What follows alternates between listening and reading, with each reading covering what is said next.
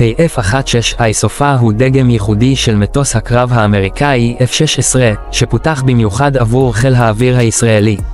השם, סופה, לא נבחר במקרה, הוא מסמל את עוצמתו של המטוס ואת תפקידו המרכזי בדוקטרינת ההגנה של ישראל. הסופה מבוסס על גרסת ה-F-16D בלוק 52, אך מכיל שדרוגים רבים מתוצרת התעשיות הביטחוניות הישראליות שהופכים אותו למטוס רב-משימתי יוצא דופן. חיל האוויר מפעיל את מטוסי ה-F-16 מאז תחילת שנות ה-80, אבל הסופה הוא כבר רמה אחרת לחלוטין.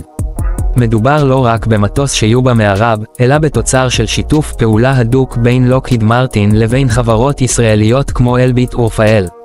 השילוב הזה הביא ליצירת מטוס שמותאם בדיוק לצרכים המבצעיים של ישראל, עם אלקטרוניקה מתקדמת, יכולות לוחמה אלקטרונית, מערכות ניהול קרב ונשקים מתקדמים.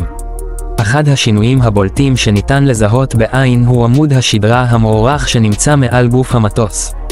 חלק זה מכיל מערכות אלקטרוניות נוספות, אמצעי לוחמה אלקטרונית מתקדמים ומערכות קירור והספק שתומכות בטכנולוגיות החדשות שהוכנסו למטוס.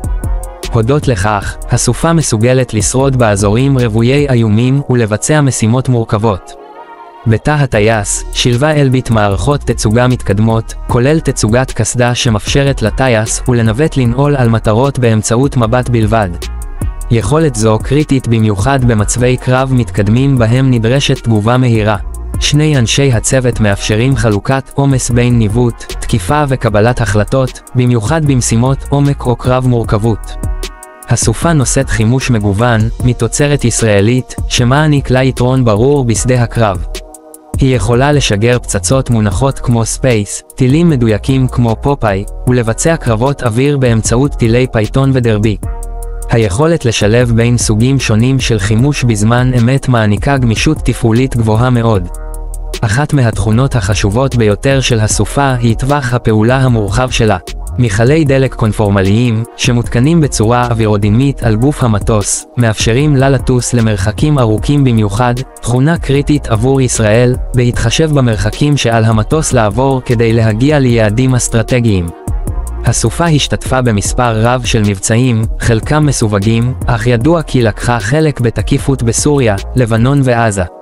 במקרים רבים יוחסו לה תקיפות של מטרות איראניות או שיירות נשק לחיזבאללה.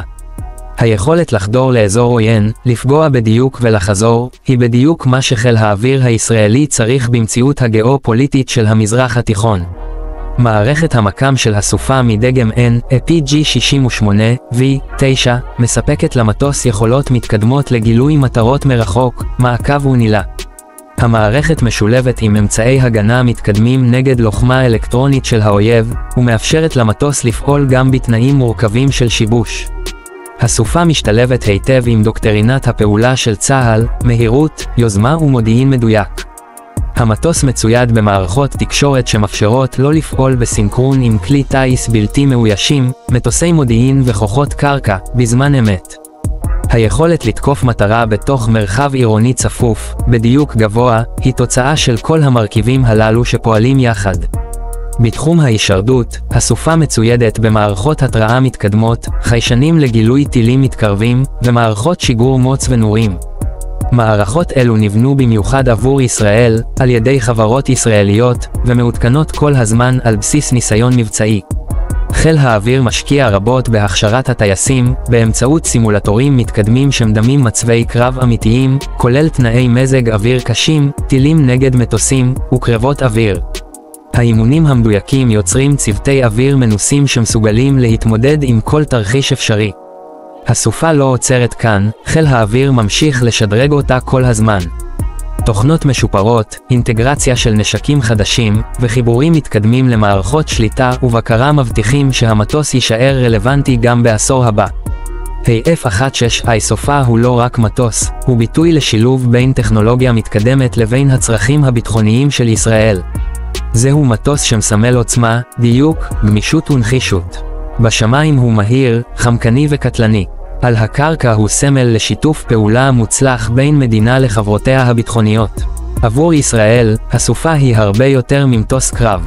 היא סערה עם שליחות, הגנה, תקיפה, ועוצמה שאין לה תחרות.